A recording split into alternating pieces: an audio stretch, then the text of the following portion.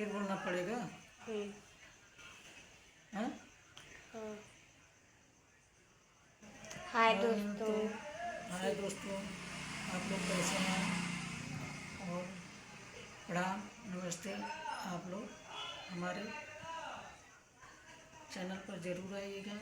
नया चैनल है पुष्पा, और हमारा चैनल के सब्सक्राइब करिएगा, लाइक करिएगा, शेयर करिएगा, कमेंट में ज़रूर बताइएगा, भजन भी करिएगा। अरे दशरथ कनि करत बाबरना, हे भैया राम के बुलाद। अरे दशरथ कनि करत बाबरना, हे भैया राम के बुलाद। राम के बुलाद भैया घर लौटाद। अरे दशरथ कनि करत बापरना, हे भैया राम के बुलाद।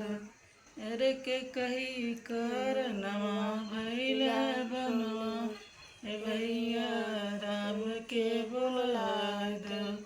अरे के कही कर नवा भैल बनवा, हे भैया राम के बुलाद। अरे दशरथ कनि करत बापरना, हे भैया राम के बुलाद। अरे दशरथ कनि करत बापरना, हे भैया राम के बुलाद। हेलो दोस्तों, कैसा लगा आपको कैसा लगा हमारा गाना? आप लोग कमेंट में ज़रूर बताइएगा। तब तक के लिए बाय। बाय।